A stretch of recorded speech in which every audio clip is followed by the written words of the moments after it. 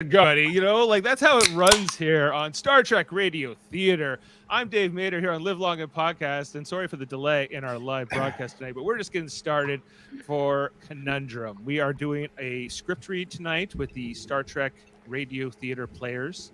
I'm Dave Mader, Jane Mader here playing Captain Picard. We got a whole bunch of great cast members here ready to go. We got Davin Skellhorn. He's going to be our narrator tonight, and he's going to be leading us through this story. And, we got the various roles. This is actually when we first created Star Trek Radio Theater here on Live Long and Podcast 4 years ago. When we were first doing our first workshop, this was the story that we did. And a lot of the same parts tonight are being reenacted as back in that original thing. Jane played Picard. I played Ro Laren. And Ashley played Riker. And that's continuing here tonight in this version. I don't remember what I played. I wasn't even born yet. You weren't even born yet. Jody. Yeah. Yeah, you walked away and said, "This is dumb." Oh, okay. That sounds like me. It sounds like Jody, yeah. And I said the same thing, but I stayed and I was the laugh track. Yeah, Kevin was the laugh track in the early days. That sounds about right for me. Yeah, we were like, "Well, we'll just give you a small part, Kevin," and he's like, "No, I can't do it." But we eventually got over that. With that, and with that all in mind, here, let's get the show started, everybody. We hope you follow along. I thought for a fun change of pace, we would try to let you guys follow along here with the lines tonight. And no further ado, we're going to jump right into it. Good luck.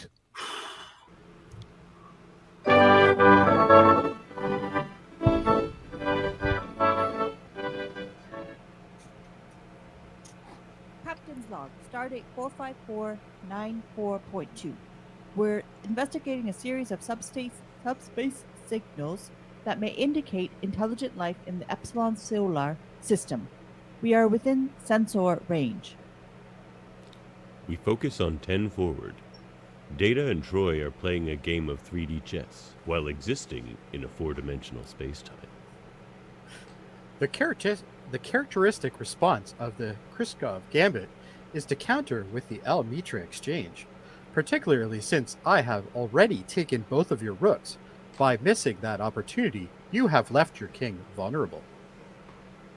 We'll see. As you wish, Counselor. Check.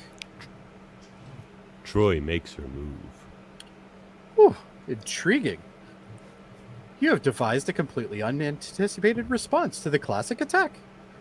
You will checkmate my king in 7 moves. Data, chess isn't just a game of ploys and gambits. It's a game of intuition. You are a challenging opponent, Counselor. Thanks. But don't think a compliment's going to get you out of your bet. You owe me one Sumerian sunset made in the traditional style, as only you can make it, Data. I will honor our arrangement. We focus on sickbay. Beverly is treating a crew member. Raise your arm to the side. She can barely raise it above waist height. Is that it? Well, I'm afraid so. What do you think? Well, it looks like you tucked when you should have flattened out. Something like that. Turn your head to the left. Some tearing of the ligaments, nothing we can't take care of. Good. If I remember correctly, the last time you graced my sickbay, you were diving off the cliffs of heaven on Samiko 4, holodeck program 47C. That's a Sick 47 reference, Dr. Crusher. Something. Only this time, I flattened out when I should have tucked. Well, as your doctor, I would like to recommend the Emerald Wading Pool on Cirrus 4. It's a lot safer. We focus on a corridor. Riker and Ro are walking swiftly to the turbolift. Riker is sexy, but agitated. Navigators on this ship have been doing flight handling assessments the same way for years, Ensign. And I found a better way! Riker is appalled at Ro's ass. Excuse me. Riker is appalled at Ro's sass. Bridge. Do you mind if we discuss changes in procedure before you make them? If I had come to you in advance and asked you to do it my way, I might have said, no! yes, maybe. The point is, I didn't get the chance. The point is, with all due respect, Commander, you're trying to turn me into your idea of a model officer. The rules on this ship do not change just because Ro Laren decides they do. We focus on the bridge. Riker and Ro leave the turbolift and go to their station. Riker is appalled at Ro's ass. We are picking up the subspace signal, Captain. Sensors indicate a small spacecraft ahead. The configuration is unfamiliar. Nothing in our database comes close. Within visual range. On screen. It is some kind of triangular vessel with green lights. Analysis, Mr. Worf. No discernible armament. Reading 1 life form aboard. Hail the vessel. No response, Captain. We're being scanned. It's not like any sensor system I've ever seen. Shall we read a book and then raise shields? No. Let's begin this with a good show of good faith. Sir, the scans are now matching the frequency of our optical data network. It could be an attempt to access our computer system. Scanning intensity has increased by 1,500%. Shields up. We focus on 10 forward. Data is behind the bar. One Sumerian sunset made with the traditional style. Data puts a glass of clear liquid in front of Deanna, then taps it with his fingernail. A yellow... Jeez. A yellow you- glow. You got version 2 of the script, right? Yeah. Okay. Yeah. I was just... That one shook me a little. All right. That's Ting. Did you not get Ting? A yellow glow diffuses into orange in the glass. It's beautiful. I hope you enjoy it. A green light passes across Data. Is there a sound effect for a green light? Anyway, yeah, it's silent. That would be Don't you. make noise. Okay. Well, it looked like a sound effect in here. Anyway, sorry. I hope you enjoy it. We focus on the bridge, but not on this script. The scanning signal has penetrated our shields.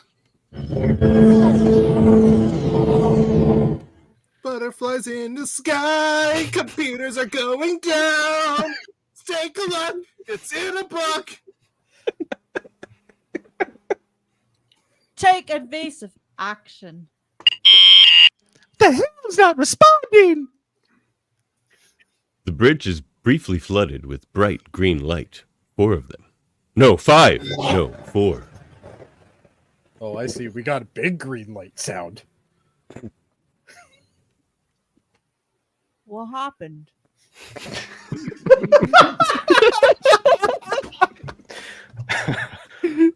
The bridge crew looks around, obviously confused. What the hell? Oh, God. I don't know who any of you are. Nor do I. I don't even remember who I am.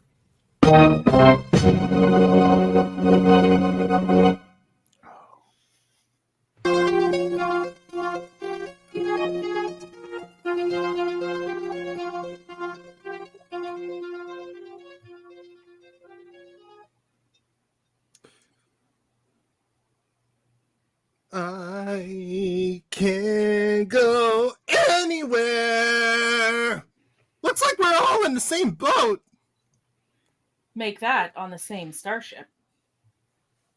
An unfamiliar and not quite as sexy officer with commander pips speaks up. Can't hear you. What happened to Heather? We don't have Heather. Oh, I'm no. here. Oh, now Oh, you there hear you. are. All right. Take it from the top, But Heather. who are we? What are we doing here? It looks like I'm the pilot. We're not going anywhere now. The helm's dead. But you still know how to work it. Yes. This console has tactical configuration? Yes. Phaser power status, intruder scan, torpedo guidance. But they don't appear to be operable. Clearly, we still possess certain skills. It would seem we know how to operate this ship, but our identities have somehow been erased or suppressed. We are on the bridge. There's a good chance this is our ship. Riker touches his collar and then counts Picard's pips. Looks There are like 4 pips. looks like you're the leader. Perhaps we should not jump to conclusions. I am decorated as well. It seems to me that determining leadership is not crucial right now. We need to find out who we are and, well, what we're doing out here. But how did this happen? What did this to us?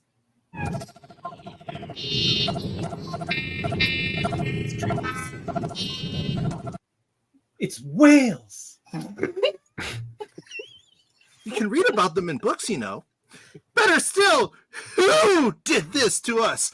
I've got some intermittent sensor readings here. The scan keeps repeating itself like it's stuck, but it looks like there's metallic debris right in front of us. Distance 17 kilometers. The remains of another ship? That's a good possibility. Perhaps we were engaged in battle.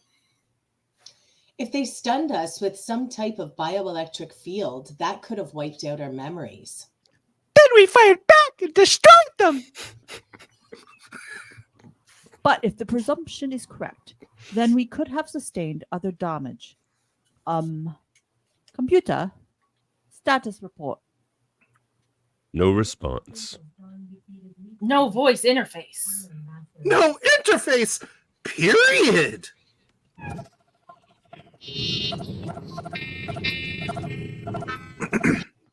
Hey, I got something!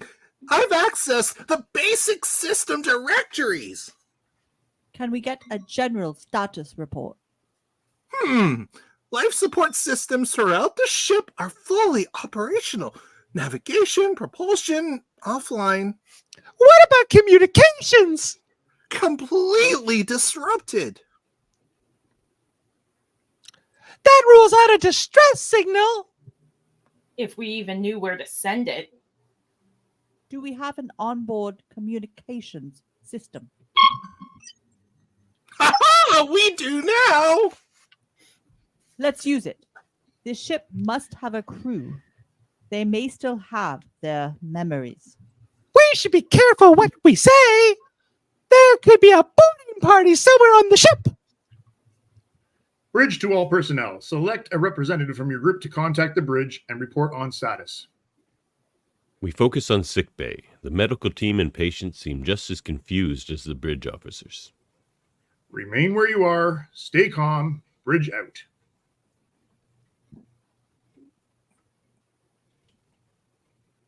Murphy.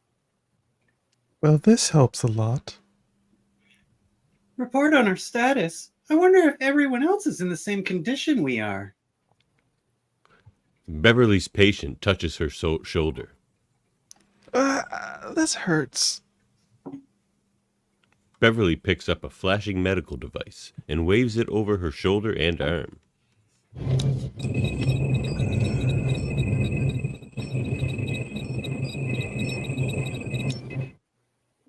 How's that? Thanks. I didn't even think. I just picked it up and knew how to use it. At least I have an idea of what I'm doing here. But what about me? I mean, I'm a patient in a bathing suit. That doesn't say much. No, it doesn't. Do you have any clothes around here? I could borrow it at least until I figure out where the swimming pool is.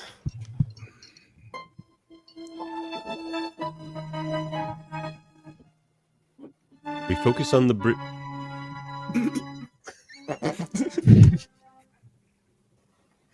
We focus on the bridge. Everyone is working at their rear stations, except for Worf, who is in the captain's chair. The unknown commander gives him a report. We've heard from all decks. There are over 1,000 people on board. Everyone's had their memories affected in the same way we have. I've completed a survey of our tactical systems. We are equipped with 10 phaser banks, 250 photon torpedoes, and a high-capacity shield grid. We're a battleship. It sure appears so. The turbulence system gives us access to the rest of the ship. That sounds like the next logical step. We should start with the most crucial areas first. Main engineering, deck 36. I'm on my way. Whoa, wait a minute. We've got to coordinate our efforts here first. I just need to do something. Look, I feel the same way. We all do. But if anything's going to get done... I know. It's a really ugly feeling. I don't like being so out of control. Well, we're going to have to depend on each other if we're going to get through this, all right? Okay. Riker turns to Worf. Riker is appalled with Worf's ass. We're going to go search the ship.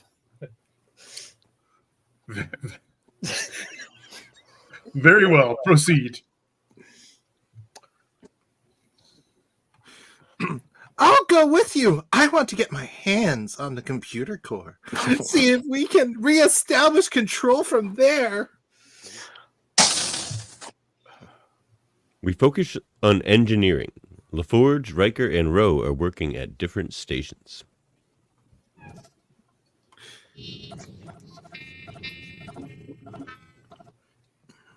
Using information from this book, I've accessed the optical data network for the engineering core. I can monitor every system that's routed through here. Warp and impulse drive are reading within tolerance levels. There are tactical arrays, defensive and offensive. Everything looks functional. Now, if we could just access the control system, we could get them up and running. According to the schematics, the engineering computer core access is down that corridor. Weapons, propulsion, and shields are the priorities. We could be in danger of another attack. That's where I'll start. We'll begin our crew survey on decks 5 through 10. When you get those systems going, try to pull up the personnel files. It'll be nice if we all had names, right? Good luck. Yeah, you too. We focus on the ready room. Picard and Macduff report to Captain Worf. So far, our survey team has found no deaths or injuries among the crew. Shuttlecraft are all operational, as are the transporters.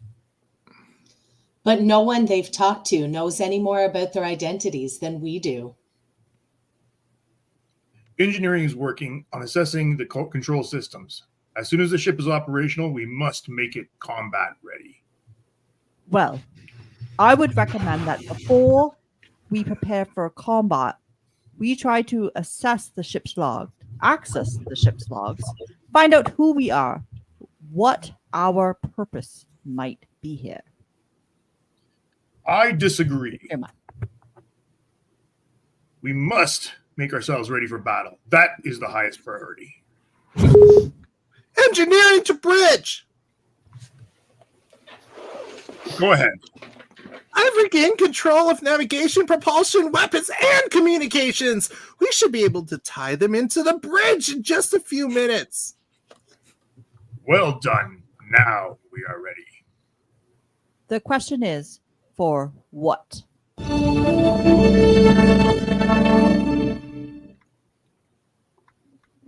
We focus on the bridge. A phaser shot lances out into space.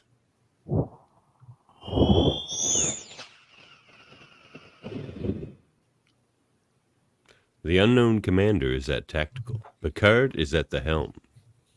Pew pew! The phasers are operational. Well done. We now have full tactical control. We should run a complete diagnostic on all command systems.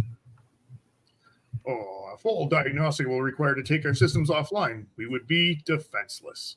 If we're going to trust our lives to these systems, we should be certain they're not going to fail.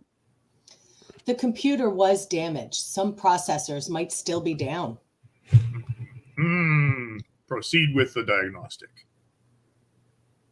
Crusher enters with a mysterious candle. Ronan.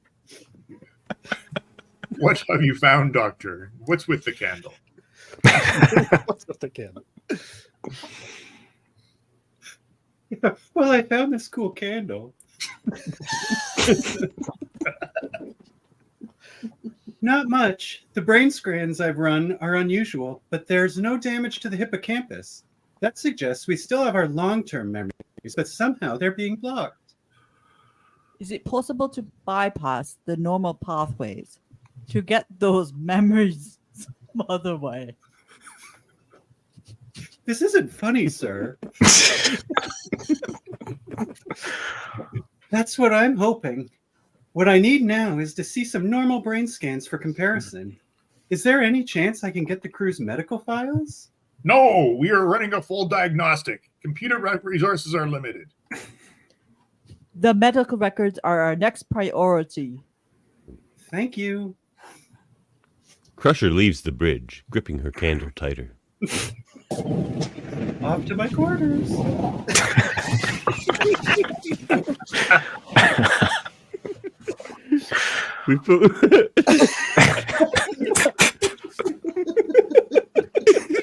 We focus on a corridor.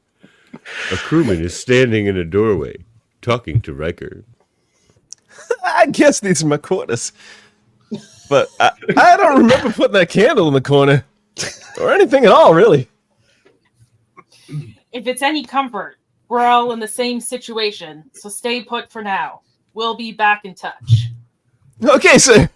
Thank you. Just gonna sit here and finish my story. That's all I need for now. The crewwoman Ro has been talking to goes back into her quarters.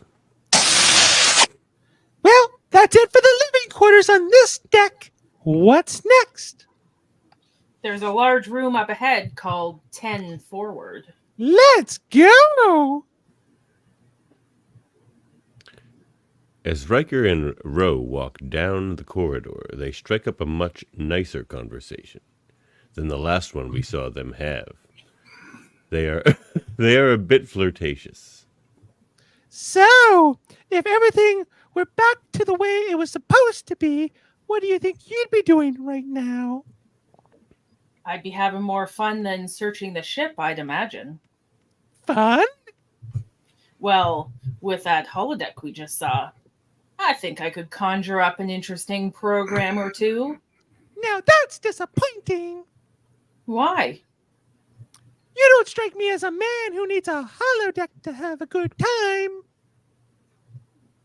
We focus on 10 Forward.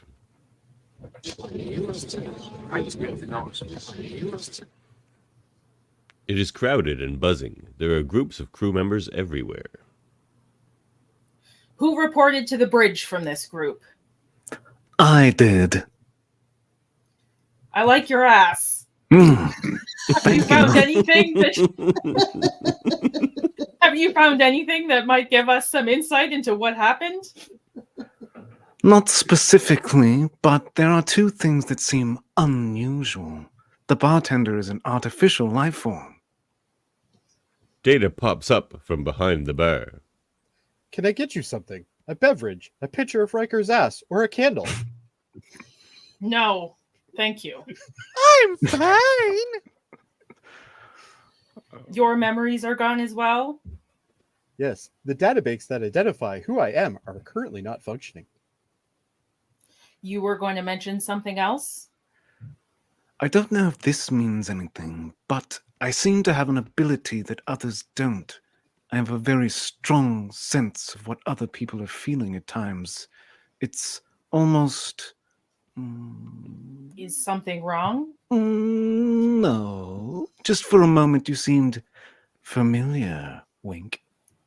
You remember me? Not exactly. I mean, I don't know who you are, but there's something about you. Wink.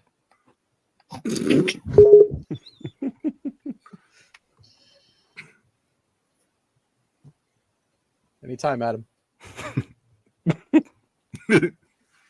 Bridge to survey team. There you go. Survey team here. Go ahead.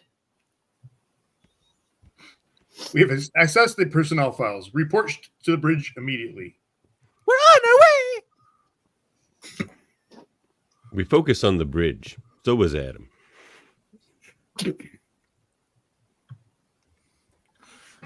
Computer! Give me a biological listing of all personnel responsible for primary operation of the ship. Thank you for acknowledging me. A full biographical listing is not available, and therefore the story cannot be finished. Is there any list of the ship's senior officers? The crew manifest is available. That's better than nothing. Give me the crew manifest. The Tribal Chief, Captain Jean-Luc Picard. Executive Officer, Commander Kieran McDuff. Second Officer, Commander William Riker.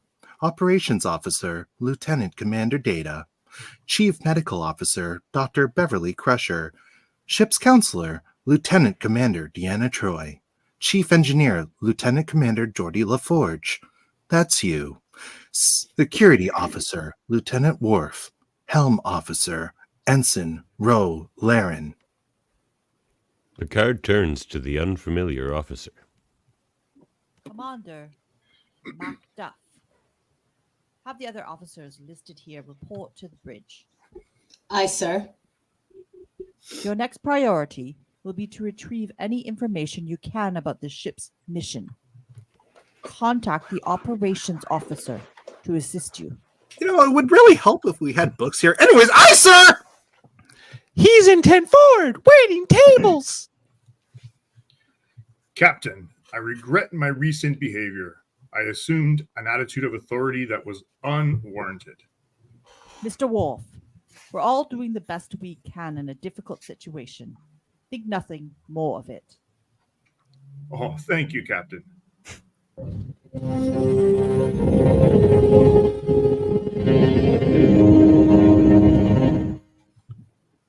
We focus on the observation lounge. The senior officers are all present. We haven't finished the story or a full search of the computer records, but we have found out quite a bit. This vessel is called the Enterprise. We are part of an organization called the United Federation of Planets. The Federation is currently at war, possibly with candles. Candle? With whom? The Lycian Alliance! They're a genocidal race determined to destroy us. The war has been going on for years. Starfleet Command believes that the Lycians are using a new weapon, which has shifted the balance of power to their favor. Over the last 2 months, 14 Federation ships have been captured, apparently very easily. Their crews held captive by Lycia. What do we know about this weapon? Our scientists theorize that it's possibly a candle that was made by the Lycians that are using an energy wave, either plasma-based or subspace interference pattern. The weapon severely disrupts the starship's computer system as well as the mental functions of its crew. That's what happened to us. Mr. LaForge, do we have any record of our current mission? Yes, sir! It's in a book! Take a look. LaForge gets up and goes to the monitor on the wall. We're approximately here. We've been ordered to cross into Lycian territory and destroy their central command. This is it, the nerve center of the entire Lycian military operation. Captain, there's been a great deal of damage to our computer system. Maybe we're not getting the correct information. What are you saying? That we get confirmation of this mission from our headquarters. No, if we use subspace radio, we will be detected. There could be thousands of lives at stake. Our orders specifically require us to maintain radio silence. Our mission is part of a highly coordinated effort to put an end to the war. There are other vessels on other fronts, all working according to an intricate plan. We're the linchpin to the operation. If we don't destroy the central command, the entire effort will fail. He's right, Captain. Our choice is clear. Commander Macduff, set course for the Lycian Central Command.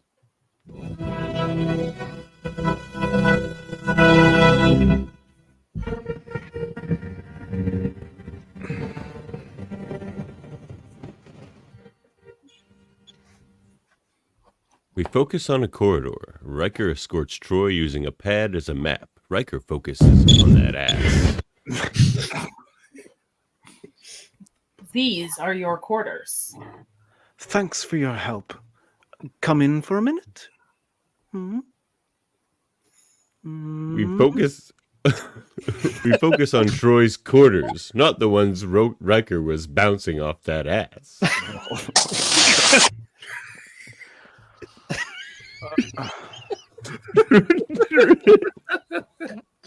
Troi has a look around. Recognize anything? It's like it belongs to someone else. Nothing feels right. This room, this ship, most of all, this war we're fighting. I don't imagine war ever feels right. I suppose that's true, I guess. Troi turns and looks at Riker. What is it? That same feeling. You seem familiar. You're the only thing that does. Can you remember anything specific about us? I don't know. Troi raises her hand and runs it down Riker's face, caressing his beard. Oh my. It feels more like remembering an emotion, feelings that you're somehow associated with. I hope they're good feelings. Yes, they are. This entire situation is a little unnerving. It's been a long day. We've all been through a lot. We certainly have. Ba-ba-ba-boom, ba-ba-ba-boom, ba-ba-ba-boom, boom, boom. She gives him a peck on the cheek. He grabs one. He likes it. Oh my god. I'll see you tomorrow. Good night. Oh god. We focus on Riker's quarters.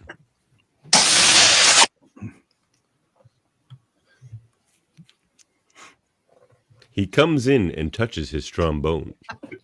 Orgon is on full display on his desk, showing that Riker is always down for some Jamaharon. He hears the pages of a book being turned.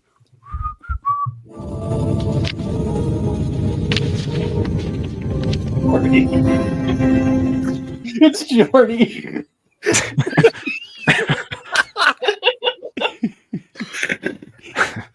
He takes a look in a book. He turns and smiles. Ro is sitting on his recliner, reading a book.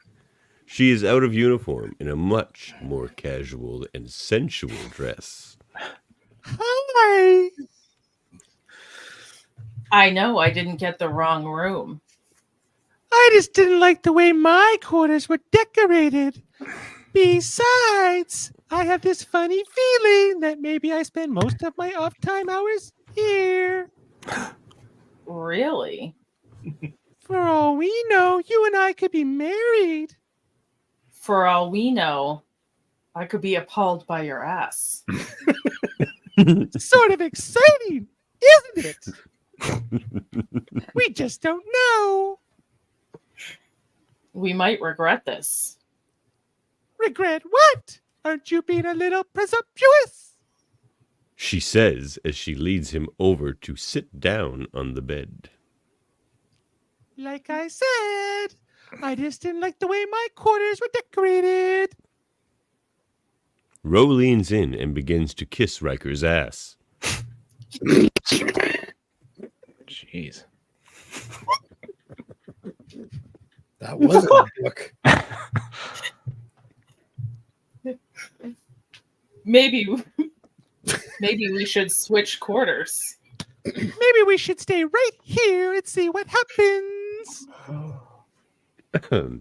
A quick peck on the lips. What if I snore in my sleep? What makes you think you're going to get any sleep? Ro pushes Riker down onto the bed.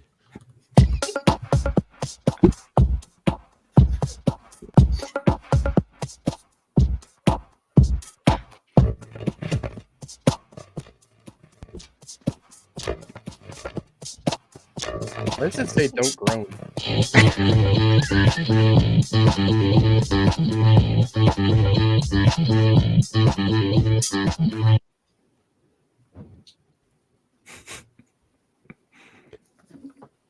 We focus on the bridge. The bridge crew is all there. Commander McDuff is in Riker's chair, to Picard's right. Riker is now on Picard's left. Captain, we have crossed the Lycian border.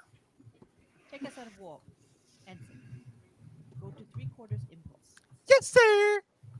Mr. Worf, maintain a continuous sensor sweep. Aye, sir. How long till we reach their central command? At our current speed, approximately 37 hours. Captain, I'm picking up a vessel directly ahead. Can you identify it, Mr. Data? Let me just get the book. This ship matches the Starfleet description of a Lycian destroyer, a short-range attack vessel with disruptor-style weapons and a standard crew of 53. Within visual range. On screen. It is another triangular ship with green lights. 4 of them. Much like the one they encountered before, the strange green light wiped their memories. The destroyer is increasing its speed. They're moving to intercept. Evasive maneuver, sequence Delta. Yes, sir. They're matching our maneuvers. Activating phaser arrays. Ready to fire, sir. Stand by. Captain, our orders were to destroy all Lycian warships. I'm aware of that, Commander. Tactical analysis, Mr. Data. The destroyer has minimal shield. Their disruptor capacity appears to be only 1.21 gigawatts. Oh, wait, no. 2.1 megajoules. I know I have no memory, but I'm pretty sure there's no match for the Enterprise. Captain, the destroyer is hailing us. Open a channel. No, their new weapon. Whatever it was that erased our computers and our memories, maybe this is how they do it, over communication channels. It is conceivable, sir. It's also possible they just want to talk. I think we should respond. Captain, the ship is hailing us again. If you're wrong, it could mean our destruction. We can't take the risk, Captain. The Lycians have stopped transmitting, Captain. They are powering up their disruptors. They have a lock on us, sir. Full shields. Shields up. Captain? Return fire.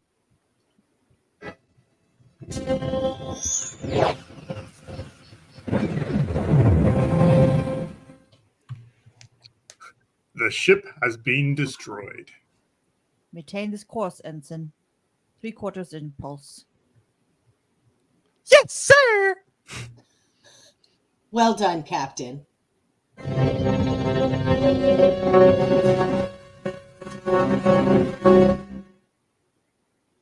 We focus on the observation and sex lounge.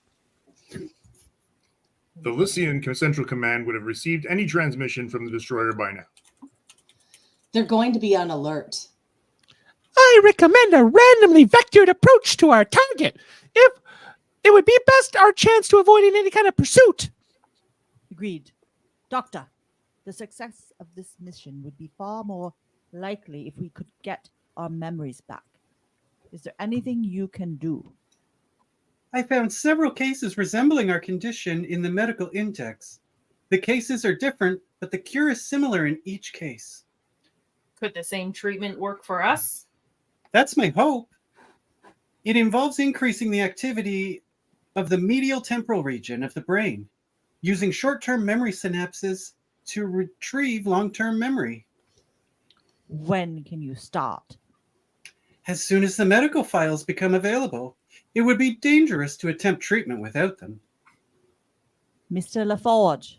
Data and I ran into a little trouble accessing the medical files areas in the computer, but with a little time, I'm pretty sure we'll be able to get there and finish the story. 3 hours maximum. Proceed. We focus on engineering. LaForge and Data dinna light that candle and are working on retrieving the medical files. I don't get it. I'm still hitting a file wall. There appears to be a command path discontinued.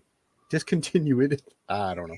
I shall attempt to rewrite the locator subroutine. Data uses the computer at superhuman speeds. Would those just be called android speeds?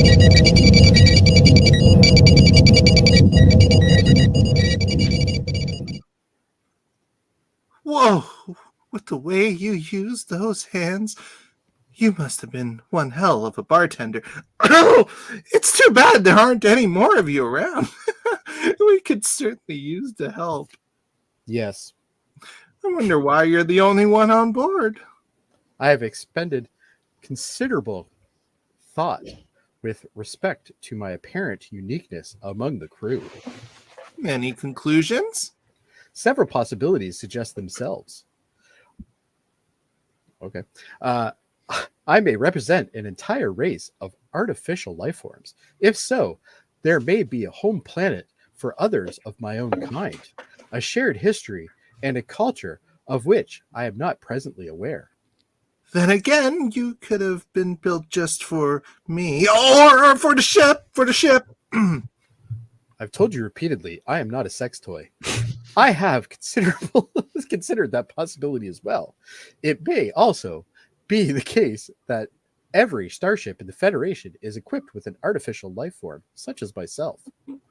But you're a sex toy in my holodeck simulation. How do I remember that? Anyway, if that's true, maybe you all look alike. A standard issue android, hard to construct, so only one allowed per vessel. There is another possibility. Perhaps my origin is unique. In that case, I am alone. We have accessed the information storage area. Considerable damage has been done to the files themselves. You're never alone when you're with me. The mission reports are gone! As well as the crew records and the personal logs. So are the medical records. We focus on Riker's quarters. Riker is sitting at his desk, holding his Starfleet Academy diploma in one hand and his bone Trombone. in the other.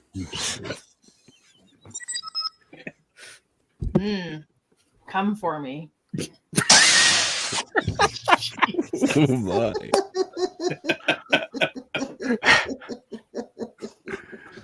Troi enters. I'm restless. Mind if I come in for a while? Please. What's wrong? Everything. Every time I think about this war, our mission, I feel a sense of panic, like a hand's closing around my throat. You're never going to feel good about the war. None of us will. But we've got to complete our mission.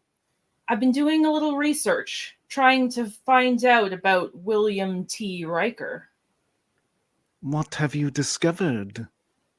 He's a musician, for one thing. Riker sets down his bone and picks up his trombone and plays a jaunty melody.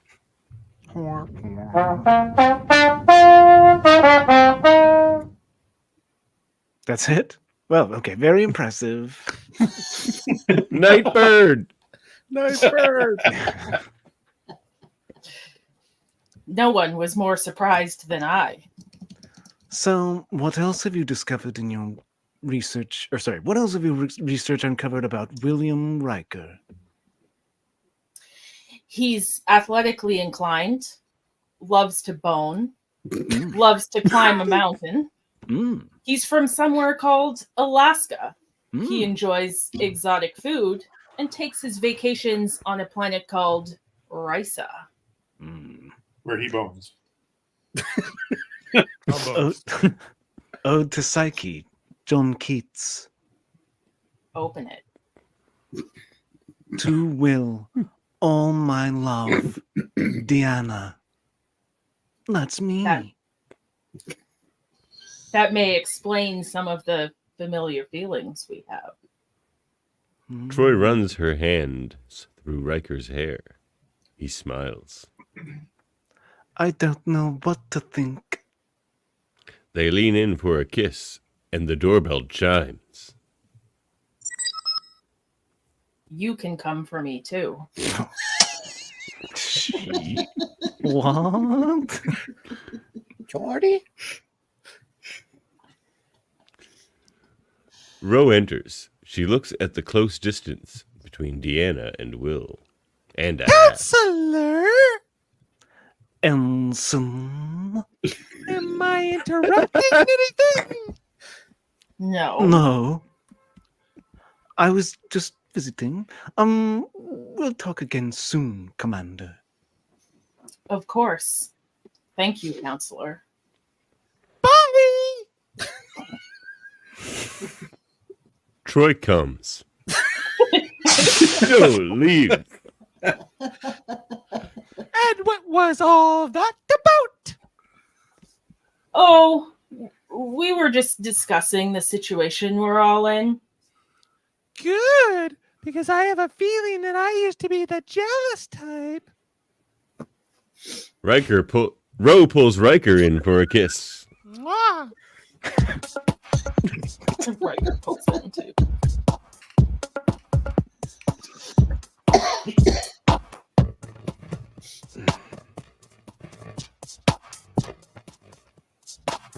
There's the transition music porn again. We focus on the bridge. Aside from a really disturbing lack of books on the ship, what bothers me, Captain, is how specific this damage is. Any records of a personal nature, any files that could tell us about who we are, those are the ones that are gone. It's a little too selective to be coincidence. As selective as what was done to our own memories. Skills still in place, but personal knowledge is unavailable. It is consistent with what we know about the new Lesian weapon. Doctor, is it absolutely necessary to see the medical files to attempt treatment? It would be dangerous to do it without them. It's a risk I think we have to take. He's right, Captain. I volunteer for the procedure. We focus on sickbay. Macduff is on a biobed with a device over his forehead. That's strange. The diencephalic, I think? I don't know. I spend a lot of time in my quarters. Activity is exactly the same. There should be some increase. Let's try broadening the bandwidth. Go to 30.1, raise the frequency as well. Increase by 33%. Ah, my diencephalus! Macduff starts to orgasm.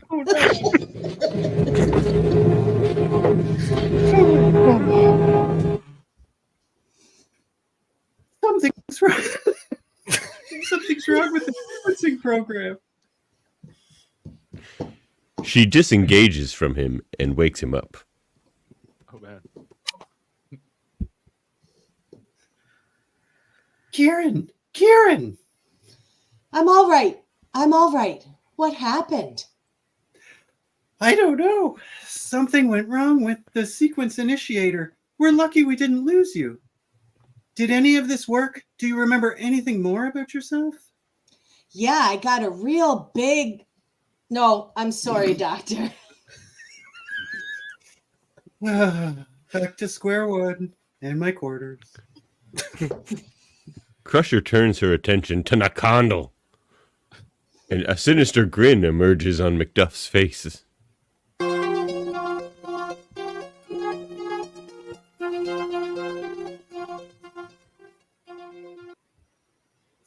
We focus on the ready room. Picard is looking at his fish tank.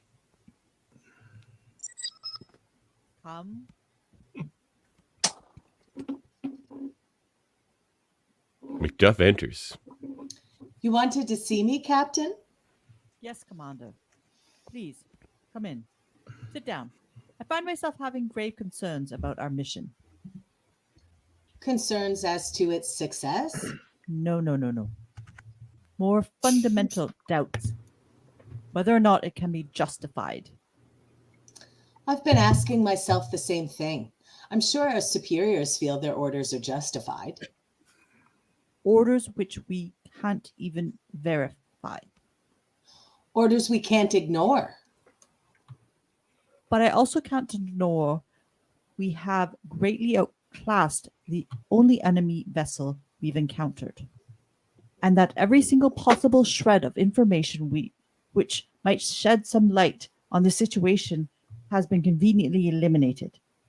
I feel as though I've been handed a weapon, sent into a room and told to shoot a stranger. Well, I need some moral context to justify that action. And I don't have it. I'm not content simply to obey orders. I need to know that what I am doing is right. So do I. I'd feel a lot better about this if all the questions were answered. And if you want to abandon our mission until our memories return, that's your choice. But I must ask you, is it right to risk prolonging this war, to allow the needless deaths of thousands on both sides solely on the basis of our moral discomfort? We focus on Commander Manstuff's quarters. Come for me. Worf enters. Lieutenant? You wish to see me, sir? I did. Please, memory or no, it seems clear that both you and I were born for battle, more so than the others. I thought this as well. It's conceivable that this is the very reason that we've been assigned to this vessel. The Enterprise has science officers, medical specialists, engineers, and a lot of asses that won't quit. Mm-hmm. Our captain is undoubtedly an accomplished diplomat, but we are the warriors. There are times for diplomacy. This is not one of them. You're concerned about the captain. I'm concerned about completing our mission, ending this war in victory. We may soon face a critical moment.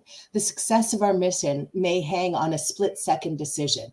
A hesitation would kill us all, and those that are counting on us will surely die as well. We cannot let this happen. That'll be all. We focus on the bridge. We are entering the licensed system, sir.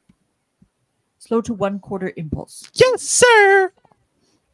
The central command is directly ahead, still beyond weapon range. Battle alert. Battle stations. Bring us to an attack posture, Mr. Worf. Red alarm.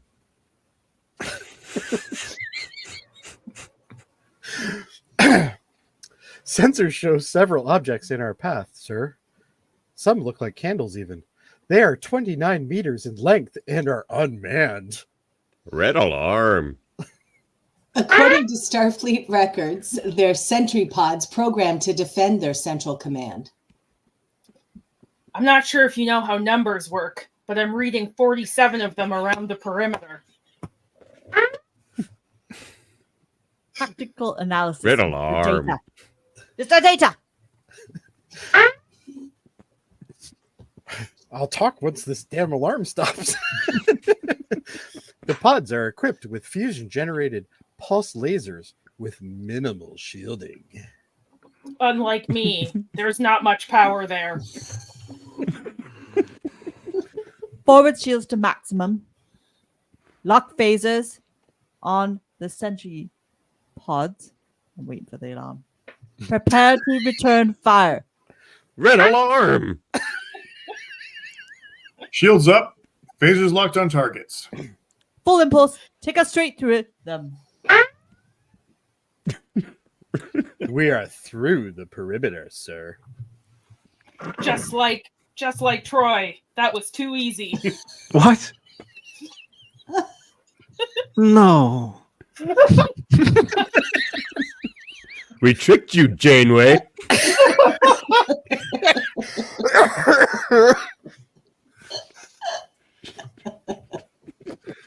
I don't even know where we are now. Sorry, Adam. Okay, shields up. Phasers locked on targets. That's not the line. Who the hell are you? We have That was yet too to easy. encounter any battleships. There you go. Yeah. Question mark? They may lie ahead. They also lie ahead. Worf. They may lie ahead, I heard. Red alarm! Alarm. Load all torpedo bays. Ready phasers. Aye, sir. The Enterprise approaches an impressive space station. Approaching Central Command. Mr. Data, scan for defenses. I am picking up no vessels, no additional sentry pods. Optimal firing range in 55 seconds. Phaser banks ready. Loading torpedoes. What are the defensive capabilities of the Central Command? Armament consists of 4 laser cannons and 39 cobalt fusion warheads with magnetic propulsion. Defensive shields output is 4.3 kilojoules. 1 photon torpedo ought to do it. Data, how many people on that station? 15,311. We're within range, Captain. Stand by. Waiting on your orders, sir. Captain, this isn't right. The rest of our forces are depending on us. How can our mortal enemy be over 100 years behind us in weapons technology? Their battleships may be on the way right now. We must attack. I do not fire on defenseless people. I do not fire on defenseless people. Mr. Worf, open a channel to the Lysians. Macduff is horny and angry. Hangry, I'm you angry. might say. Belay that order. There's something wrong with the captain. I'm taking command of this vessel. Macduff gets up from his chair and marches up to Worf and Tactical. Fire all weapons. Worf hesitates. Mr. Worf. Worf blocks his way and gets thrown across the bridge far too easily. Again? Riker fires a phaser at Macduff, and we briefly see an alien, but he recovers and tries to fire the ship's weapons.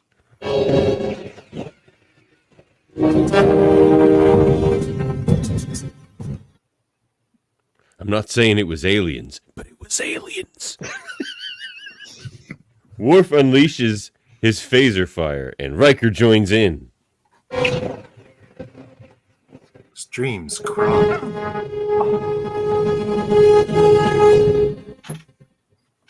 This is too much for him to endure, and he falls to the floor, unconscious. Captain's log supplemental. We are on a course to Starbase 301. Dr. Crusher has been working steadily and has restored the memories of most of the crew. We focus on the ready room. Picard and Riker are debriefing and talking. The Lysians Oh, have my. identified Commander Macduff as a Sataran, an alien race that's been at war with the Lysians for decades. I have conveyed our deepest regrets to the Lysians over the tragedy of their lost ship and crew. With all the power that Macduff had to do to alter our brain chemistry and manipulate the computers, it's hard to believe he needed the Enterprise.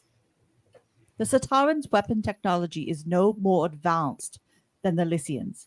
One photon torpedo would have ended their war. It almost did. We focus on 10 forward. Riker enters to see Ro and Troi chatting at a table. He sighs heavily and makes his way over. I hope I'm not interrupting. No. I was hoping to run into you. Please sit down. Well, I'm glad I ran into the two of you. When you have no memory of who you are or who anybody else is, you find yourself in a very... The counselor tells me that at times like that, we might do things that we've always wanted to do. Or people we wanted to do. She said that? It's psychologically valid. Commander, don't worry about it. As far as I'm concerned, you and I have shared something that we will treasure forever. Ro heaves. Riker is dumbfounded. Troi is amused by a mysterious candle. Well, I'm a little confused. Well, if you're still confused tomorrow, you know where my office is. Wink. Deanna leaves Will to worry over what exactly the women were talking about. And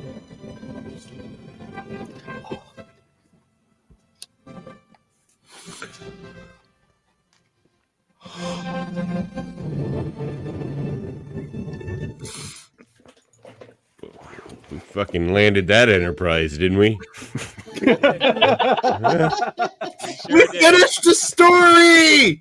we finished the story. And that concludes our reading of Star Trek Radio Theater's Conundrum with the horniest crew in Starfleet. Bring it all down here tonight. I just want to go through our cast. Of course, Jane Mater, my wife, as the role of Captain Jean-Luc Picard. Well done. And I was playing Ro Laren in this one. Of course, we had Adam Woodward playing the role of Commander Worf. Well done, Adam. Thank you. Stephen Dave, Waters. you were playing Elmo Laren. I was Elmo Laren. It was like yeah, it was kind of it was basically Elmo Laren, yes. I was thinking Miss Piggy for a lot of it. Yes. We were both chasing Commander Riker along with Stephen Waters as Counselor Deanna Troi. It's very creepy, Deanna Troi. Every end she rolled, it was amazing. That line you gave where you were like, oh, like you're like easier than Deanna Troi. You're like, no. I was like, I was the easy one. Of course, we had Davin was our narrator in this. First time ever narrating. How was this for you this time, Davin? A lot of opportunities for jokes. I like narrating. Yeah, it was fun. He was only supposed to be the computer originally, but he ended up standing in also for our friend Mott. It's Michael Chan. And he was trying to get us all to read a book and do the reading rainbow. Take a look and read a book. But Michael, I had when I said, okay, you just take Mott's role, I forgot that this meant you were going to have a whole conversation with yourself. That part was funny. Yeah, It was you trying to amazing. switch, Yeah. That was good. you trying to Yeah. switch between those two energies back and forth They did was great. was something else. We had of course Ashley and Kevin Millard. Ashley playing Commander Riker, the philanderer, going around, with The all boner. the ladies. The boner, queen of all the boners, of the tromboners. I'm not gonna lie, Kevin. I was a little turned on by your pressure. Riker really doesn't have to do much. All the women just come at him in this episode. And Commander Commander Crusher, Dr. Crusher was just wanted to spend all her time in her quarters with her candle. I've never been more turned on by Crusher. We had great job to both of you. Heather Narduzzi playing our villain in this story, Kieran McDuff. Very good job, Heather, as you were having to contend with a lot of who was it? You were when you were going with Dr. Crusher in sick bay. That was maybe the peak of that character for me. And, I was really pleased with pew pew firing phaser. Yeah, That was awesome. excellent. you were the warrior of the crew. And then of course we have Jody Simpson as our android resident bartender, The one who can't pronounce anything. Yeah, and who was like having to make sure Geordi LaForge knew he wasn't a sex toy, which I enjoyed. I was frightened at one point. Yeah, I was like, it's kind of but anyway, great job to all. It was a lot of fun. Okay, here's my big question on this story after having watched it again today: is like, why doesn't McDuff just make himself the captain? Like when the database comes up and they're listing out the crew, because he made himself the first officer. But why wouldn't you just steal a photon torpedo? That's all he needed. Right, but if he was like, really what undermines him here is like Picard overrides him at the end, right? But if he had been like, if they thought he was the captain, there's a good chance he would have been able to pull off his mission, right? So maybe the ship's computer wouldn't accept him as command because he's not even in Starfleet. It might not accept him as command. But he was Maybe able to do a the- lot. He didn't have the command codes. Yeah. Like when Riker says, it seems like kind of weird that he needed us with all that he can do, and I'm like, yeah, he can seem to do a lot. So, but I'm surprised he didn't end up being Riker. He could have got a lot of ass in this episode. Riker didn't even have to be the first officer anymore. He became second officer. They're like, what does the It second doesn't- officer do? He just took away their memories, not their sexual charisma. Right, Like Riker correct. will always be Riker. I feel like it enhanced He it. didn't have the beard and the Yeah. bone. Right. And like Gotta have the bone. And obviously, like, they still have their skills and like their language in place, but they know what a bathing suit is, but they don't know that a 4 pips means a captain, or like, I don't know. It's all very kind of specific, convenient, but I guess Convenient, as Jody would say. I guess that's convenient as Jody would say. That's true. Any other? You guys have any other? We have the live comments here. Chris Murphy. He was the other person I forgot to mention, is he had already dropped off, but he was our 2 crew members, including the lady in the bathing suit. When he could pull himself away from WrestleMania to read his lines. He's right. He's still looking for the swimming pool. No, that was hilarious when like you're like, I'm just in a bathing suit. It doesn't say much, and Kevin's just like, no, it doesn't. That's... Yeah, and it was the most monotone delivered line. Yeah, you said it doesn't. did. No, it doesn't. Joseph saying this is amazing. Thanks, Joseph. Thanks, Joseph. Thank you, Joseph. Let's be honest. It should have been Picard season 3's Riker Revenge.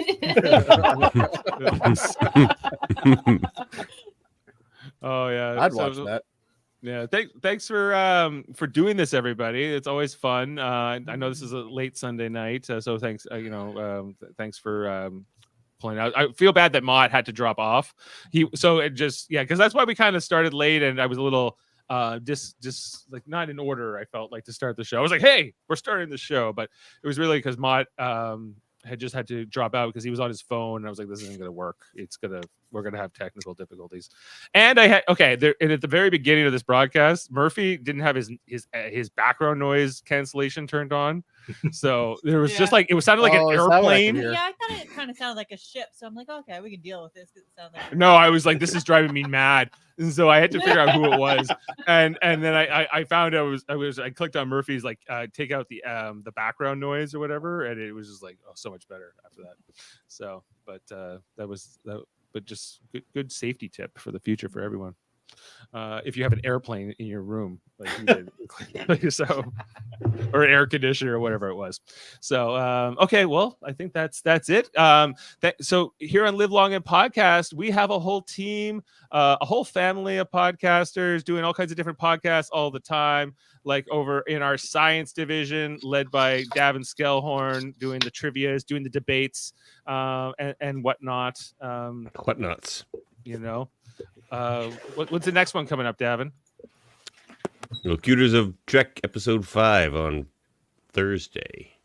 Art with Jenny Johnson. We're going to be talking the art of Star Trek with Jenny Johnson. And then we just did a tier rank too. We did just do a tier rank and a Trek 10 First Contacts. And we also have a Debate 9 coming up soon. It's going to be me and Adam seeking revenge against Mark Cartier from the Shuttlepod Show. But this time on the debate battlefield. Ready. Awesome. Yep. In our command division, where we do most of the TV and movie reviews, we're finishing up our Deep Space Nine watches, coming out every Monday night. We have 6 episodes left, I think, in this final 7th season of Deep Space Nine before we're going to start up our Star Trek: The Next Generation rewatch, as well as the Orville. And about once those 2 shows wrap, or once Deep Space Nine ups, we're going to launch those 2 podcasts. So look out for that. Plus, right now we're doing Star Trek Discovery season 5. We just did 2 episodes on Thursday night. It was Ashley, myself, Michael Chan, and Murphy, and Adam popped in for a minute for this the 2 episodes. So we'll check out for episode 3. We'll be covering on Thursday. I think that's mostly the Live Long and Podcast activities, in case I'm forgetting something. And then check out the United Federation, the Greater Federation of Podcasts, with shows like the Hellbound Podcast with Michael Chan, Alex Blackburn. We got Eamon on Track, where he does album reviews of music. We got the Hold Up Podcast with David and Murphy talking about 3 movies in a specific theme. I think sports was the most recent installment. Graphic Histories with Andre Mayette, who's currently on vacation, but he also does interviews of all kinds. Interview coming out Monday with the writer of Who Censored Roger Rabbit, the movie Who Framed Roger Rabbit was based on. Oh, Gary K. Wolf. So check that out. Cool. Very cool. And of course, you and Andre are covering X-Men 97 on X-Rated X-Men the Animated Review Show. We are. We already pre-recorded Tuesday's episode because Andre's on vacation. So check it out Tuesday. We're talking about Motendo. It's like all the things I love in one episode. 16-bit video games, Mojo, Storm. I mean, that's all I need, really. Very cool.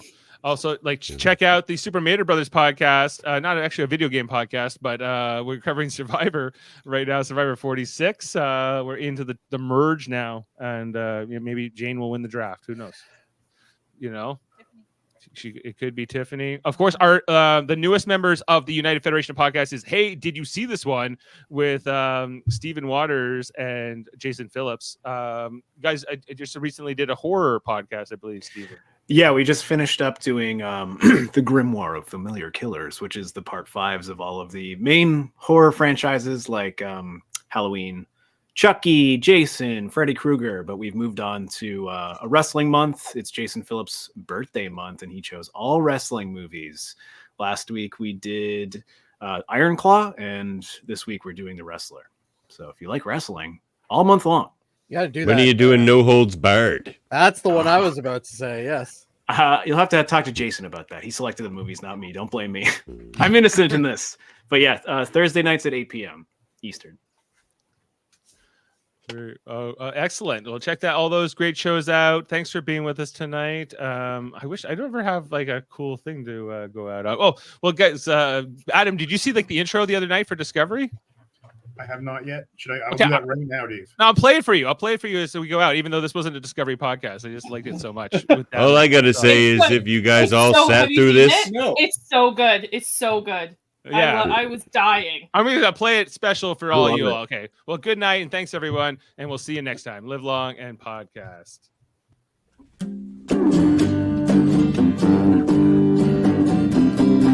Disco Discovery. Season 5 review. Disco Discovery. Season 5